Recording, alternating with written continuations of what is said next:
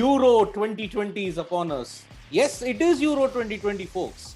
Postponed by 1 year due to the coronavirus pandemic. But we'll finally see a multi-sport event amidst the pandemic for the first time. I am Siddharth Vishwanathan, editor-in-chief of sportslumo.com, and joining me is Shane Dyers, senior editor of Sports Lumo, but a hardcore football fan, and we are discussing his most favorite team today, England. England have been, as we know in cricket, they invented the game, but they have not won any major accolades for quite some time. England broke the cricketing jinx in 2019, finally, after so many years of playing. The football situation is equally dire. They won the FIFA World Cup in 1966, but when it comes to the Euro, they have always flattered to deceive. In 2018, they managed to reach the semi-finals, but got knocked out by a golden generation-inspired bunch of Croats. They finished fourth against an upcoming superpower in the form of Belgium. They will once again be a big force to reckon with. So Shane, the immediate question, the England team is now heading into Euro with their Premier League season having ended on May 29th. You may say May 29th, the Champions League final, Chelsea versus Man City, which Chelsea won, and you had a beaming smile which extended from year to year. So are the England players going to be jaded, tired, and will that impact them adversely in Euro 2020?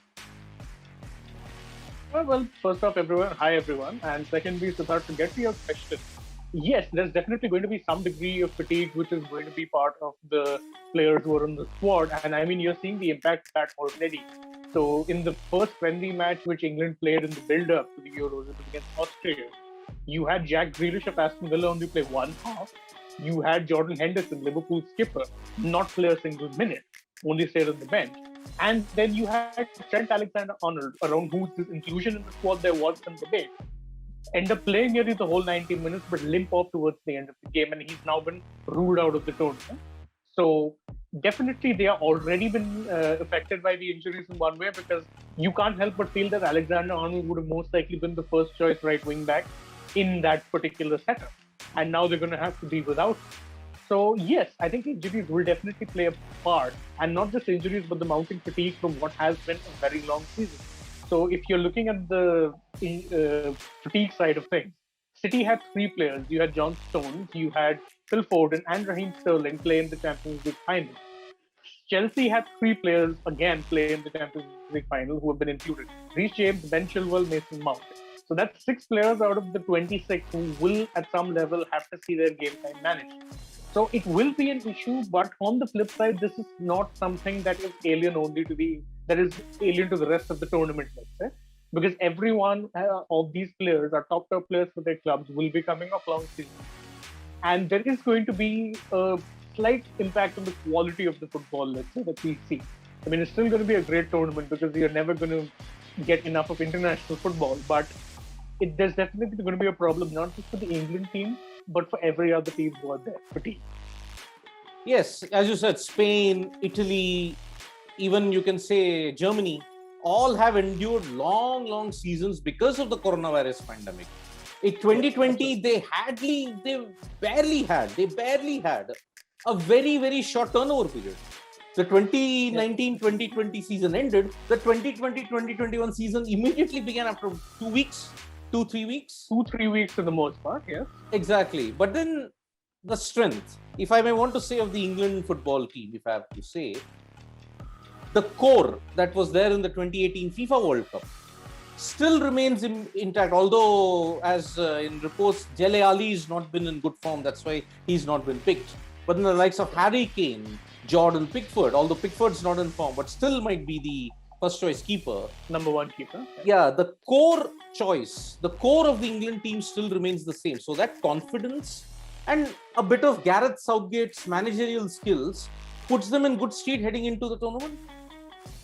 Absolutely. And I mean, the key, as you said, is that, this is a group who have experienced what it's like to go far in international tournament. And they did so by playing fearlessly and by not being weighed down by the baggage of past teams. So it'll definitely be an advantage for them in that regard, that, these players have the experience and the know-how of taking part in an international tournament. There's also going to be some fresh faces who are going to be there. So in the goalkeeper situation, you mentioned Pickford, where he's going to have stiff competition from Manchester United's Dean Henderson. And then, of course, you talk about the likes of Ben Chilwell will be giving competition to Luke Shaw in the left wing back side. Then obviously there are the likes of Jude Bellingham of Dortmund, who's going to definitely be a force in midfield. Phil Foden, Mason Mount. These are players who are playing their first international tournament. But as I said, they're quality, valuable additions to the side. So yes, they have a good mix there in that regard. And yes, now it's up to Southgate to keep weaving whatever magic he's been weaving with this team and ensure that maybe they move beyond the semi-finals. Maybe a finals appearance, even if they lose, still represents progress. Now, is this current England team from the past? Sometimes they were the formations were not right. The managerial positioning, the positioning of the players, the 4-2-3-3, the 4-3-3-1, and all these modern day combinations. Do you think England, with their current combination of experience plus youth, they will try something radical, or do you think they might still revert back to the 2018 playbook? In fact, no, I think they will. The Southgate has changed his playbook a bit since 2018. So at that point, he was usually sticking to a 4-2-3-1 formation or a 4-3-3. Recently, though, he's favored a three-man defensive setup. So 3 centre backs, 2 wing backs, 2 in midfield, and 3 forwards. And that formation has worked effectively for England. Crucially, it's also been a formation that the likes of City and Chelsea players, even United players, have played in over the past 2 years, at least on occasion, not so permanently. Permanently, in the case of Tuchel's Chelsea, in the likes of City and United, they have experimented with the formation. So it won't be alien to them. And this, I think, is going to be the bedrock on which they play. This is going to be their main formation, their main system that they go to, because it has brought them some degree of success. It's also brought solidity, which was a problem with the 2018 side. They were very daring in attack, but they did let in a few goals. This system has tightened them up significantly at the back, and I think this is what they will stick with come what may. This is going to be their go-to plan. And it's actually a marked departure from England teams of the past, where, it was very star-studded, but more often than not, managers struggled because they didn't know how to get the best out of these players. All of these players, how do you fit them in best? If you played a system that suited the likes of Lampard and Gerrard, then the likes of Beckham and Owen suffered. If you played a system which the likes of Beckham and Owen liked, then the likes of Rooney, Gerrard, and Lampard all suffered. So it was always a struggle, and the problem was that it's a classic toss-up. Do you play your best 11? As in, do you have your star players fitted in regardless of whether or not they are aligned to a system? Or do you pick your best players who fit a particular system? And I think Southgate is going to the latter, and that's why it's actually worked for him so well. England, as you know, the Premier League is one of the most intense, the most watched, the most competitive football leagues in the world. Yes. They have played the UEFA Champions League, they have played the UEFA Europa Leagues, they have played in all the major leagues that are there in football in Europe. Yet, with such a robust domestic setup, England's international performances have not been translated into something big. Is it a mindset issue, or is it because so many players from different countries come to play the Premier League that they have worked on? What is the main reason behind? It's a bit of both. So, people talk about the robustness of the Premier League. But the truth is that the Premier League, whilst it was always a money spinner, wasn't necessarily doing what's best for English football at one point, because there was a real dearth of talent. That's not really the case anymore, because clubs have taken a conscious choice to kind of promote talent from their youth teams or sign up the best talent from the smaller clubs and give them a platform and give them game time.